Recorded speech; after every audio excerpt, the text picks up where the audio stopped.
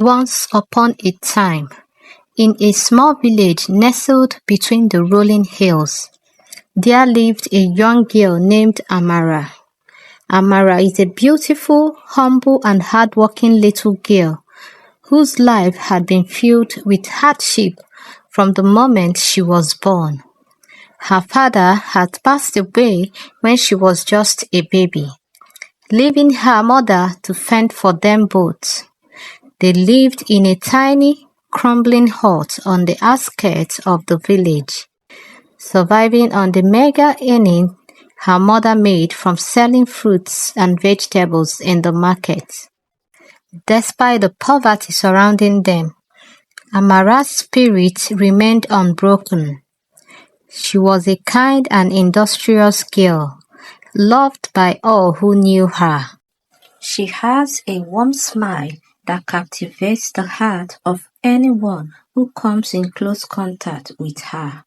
When Amara turned 13 years old, her mother decided it was time for her to learn a trade as she cannot afford to send her to school.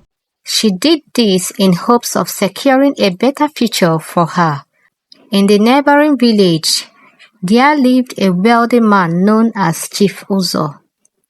Chief Uzo was known to be a kind, fair and generous employer. He has a big tailoring shop where so many young girls and boys go to learn sewing. So Amara's mother approached him, begging for him to take her daughter on as an apprentice. To their surprise, Chief Uzo agreed. Though Amara is much younger than the age limit he accepts, he saw the goodness in Amara's heart and wanted to help lift her and her mother out of poverty. Because of the distance between Amara's home and his village, Chief Uzo asked that Amara come live with him so that it would be easy for her to get to the shop. Before Amara left for Chief Uzo's house, her mother sat her down and advised her to always be of good behavior, to respect her master and his wife. On the day she arrived at Chief Uzo's house, his wife, the cold-hearted Adamma, was less than pleased to see her. Though her husband had already informed her about Amara, she was still very rude and unkind to her. Adamma, a very rude and mean woman who dislikes children. She claims they make noise and irritate her. She had never born any children of her own and does not care if she had any or not. When she saw Amara, she scowled at the idea of this peasant girl invading her home. From the moment Amara arrived at Chief Uzo's home, Adamma made her life a living hell. She did not hide the fact that she does not like her. She heaped endless chores upon the young girl, berating and beating her for even the smallest mistakes. Amara endured the abuse in silence, not wanting to upset the kind-hearted Chief Uzo. Chief Uzo had warned Adamma, his wife, of her wickedness towards this innocent little girl.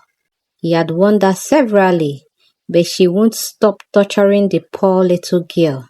Amara's mother, who had seen how Adamma treats her daughter, worried for her. Her heart ached, knowing the suffering her daughter was experiencing. She kept advising Amara to endure the pain and look on the bright side of life. Amara's presence in Chief Uzo's home brought him so much luck. His business thrived more than before. And most of all, his wife Adamma became pregnant. Chief Uzo, who loved Amara like his own daughter, does not hesitate to buy clothes and other gifts for her anytime he comes back from a business trip. This displeases his wife, Adamma. One day, while Chief Uzo was away on a business, Adamma's hatred and cruelty towards Amara reached a breaking point.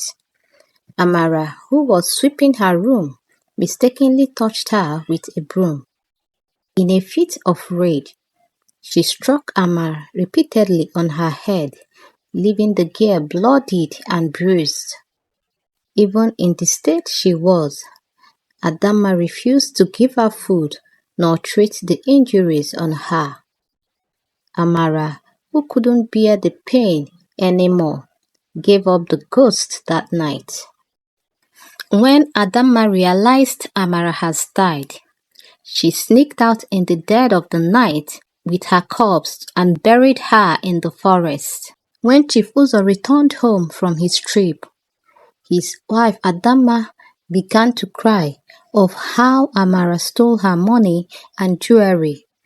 She lamented that Amara was not a good child, that she stole from her and ran away, spinning a web of lies. Chief Uzo could not believe that Amara would do such a thing. He had known Amara to be a very good girl with great character. He knows Amara is not capable of what his wife is saying she did. He decided to look for Amara in her village. Meanwhile, Amara's mother has been having an unusual feeling for some days. She knew deep within her that all was not well. She was preparing to go visit Amara when she saw Chief Uzo coming into her compound. When Chief Uzo requested to see Amara, Amara's mother's heart skipped 1,000 times. She told him that Amara was not with her, that she was actually getting ready to come visit them because of the uneasy feeling she had been having. Chief Uzo became worried. Where could Amara be if she's not with her mother? He said to himself. Amara's mother began to cry, her heart filled with worry and fear for her child. Chief Uzo launched a search party and they began to search for Amara. For weeks, Amara was not found anywhere. Chief Uzo was worried and sad over the whole incident. He visits Amara's mother often, assuring her that her daughter would be found soon. He had asked his wife countless times about what actually led to Amara's disappearance, and she kept on with her lies. Amara's mother's heart was broken. She knows her daughter is innocent of all accusations. She cried daily for her only child, hoping that she is safe and would one day come home to her. Amara's spirit could not rest in peace, seeing how lonely and sad her mother is. Every time her mother cries for her, she is filled with fury at the injustice meted on her. Her mother deserves to know the truth about what happened to her. She knew something had to be done. She must have her revenge. Months later, Adamma was delivered of a bouncing baby boy. They named him Obinna. Everyone was happy and celebrated with them. Chief Uzo, in order to relieve his wife of some stress, decided to find a help for her. He found an orphaned girl named Ure, who willingly offered to become his help. Ure, a very hardworking girl, became their help. She is very good with children and takes good care of their baby. She also does virtually all the house chores, and Adamma does not have to worry about anything when she is not around. Believing that she had found the perfect help, Adamma resumed her business in the market. Unknown to her, Ure was in their home for a mission. One sunny afternoon, around midday, while Adamma was in the market, Obinna, her son, could be heard crying loudly. He persistently cried for more than 3 hours. This became a routine that once it's midday, Obinna's persistent cry would be heard by neighbors. Neighbors began to wonder, why does the baby cry persistently every day and at that exact hour? One day, as Adama was leaving for the market, a neighbor approached her and told her about Obinna's incessant cries and how it starts at a particular time. Adama asked Uri about this, but she denied such a thing ever happened. Obinna's incessant cry continued for weeks, and other neighbors began to talk about it. Adama could see that Obinna, her son, was beginning to lose weight, and she became very worried. She decided to tell her husband about it. Chief Uzo devised a plan. They would pretend to be going out for their usual business. Then they will return home at midday to find out if what the neighbors were saying was true. The next day, Chief Uzo and Adama left for their usual business. And by midday, they returned home. As they were walking into their compound, they heard the terrifying cry of their son Obinna. They quickly ran to the window, peeping through the window to know exactly why he was crying. They both froze in shock at the sight before them. Ure, their housemaid, has transformed into a massive python and was hovering over their son, its fang dripping with venom. They both let out a blood-curdling scream that drew the attention of their neighbors and passerby. They rushed into the room to carry their son Obinna as he kept crying, but the python would not allow anyone near him. The python was preparing to attack the baby, but stopped and looked at Chief Uzo in a terrifying and loud voice, demanding that Adama confess her atrocities.